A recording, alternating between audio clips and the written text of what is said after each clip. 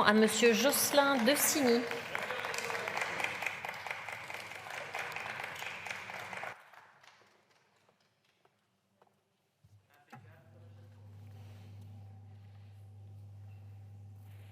Merci.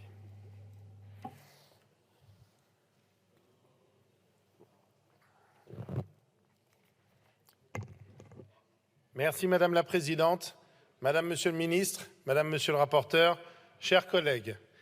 Quelle occasion manquée! Bien que ce texte apporte quelques améliorations pour les travailleurs handicapés, ces dernières restent insuffisantes et n'ont pour objectif que de les rendre plus employables sans prendre en compte les freins inhérents à leur situation, notamment en termes de mobilité. Ainsi, le gouvernement pourra les intégrer au fichier Pôle emploi et leur supprimer les indemnités RSA s'ils manquent à leurs obligations dans le cadre du contrat d'engagement. Bien que ce texte prenne en compte les difficultés de garde d'enfants, véritable frein à l'emploi, il ne répond à cette problématique qu'en mettant en difficulté les communes qui vont se voir attribuer de force une compétence supplémentaire au titre d'autorité organisatrice de l'accueil du jeune enfant. Elles devront alors prendre à leur charge l'audit de l'offre de garde et pallier au manque de ceux et dans un délai écourté en commission. On cherche encore comment un maire d'une commune de 9 000 habitants va pouvoir estimer le nombre de places supplémentaires à créer, budgéter une opération de construction d'un établissement recevant du public, le financer et le construire, le tout, s'il vous plaît, avant le 1er janvier 2025. Madame la ministre, on voit bien là votre manque de connaissance du fonctionnement d'une commune et de ses impératifs administratifs.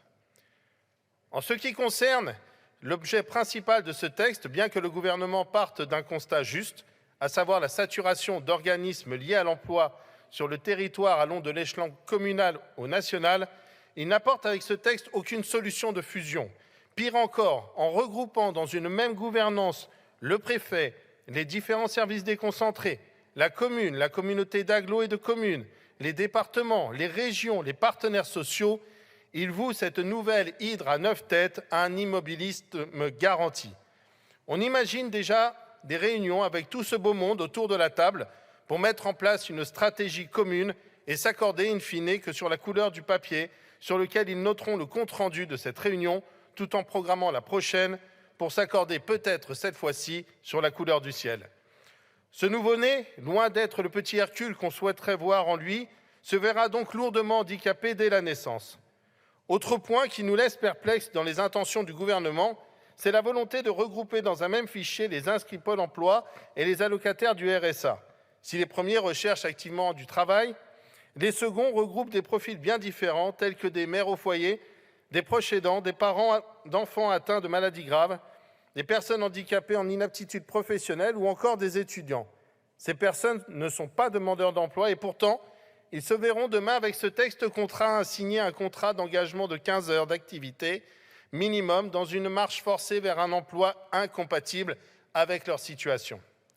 Le terme d'activité n'est d'ailleurs même pas défini clairement. Les hypothèses les plus farfelues peuvent voir le jour. Lorsque l'on parle de resociabilisation en prenant soin de soi, doit-on comprendre qu'aller chez le coiffeur ou dans une salle de sport sera considéré comme une activité ? Autre point, d'abord supprimé au Sénat, le gouvernement veut réintroduire dans cette version le changement de nom de Pôle emploi en France Travail. Cela embrouille et rend ce texte déjà confus, incompréhensible pour les Français.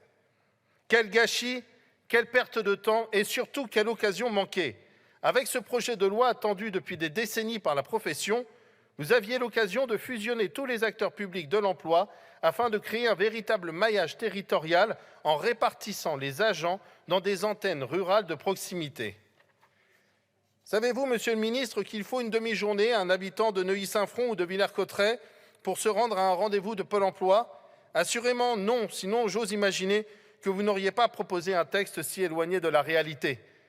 C'est là que se trouve le cœur du problème, Monsieur le Ministre, dans la mobilité, dans l'accessibilité à l'emploi, pas dans le changement de nom ni de couleur du nouveau logo de France Travail. Vous l'aurez compris, votre loi sera aussi floue qu'inefficace. Mais ce qui est le plus choquant et révélateur de votre amateurisme, c'est que vous ne l'avez même pas budgété. En 8 ans, votre gouvernement a plongé le pays à plus de 3 200 milliards d'euros de déficit public. Vous prétendez disposer des 2,7 milliards nécessaires selon vous, à sa mise en place? Où allez-vous les trouver, Monsieur le ministre? Et qui va payer la note? Je vous remercie. Je vous remercie. La parole est maintenant à Monsieur Philippe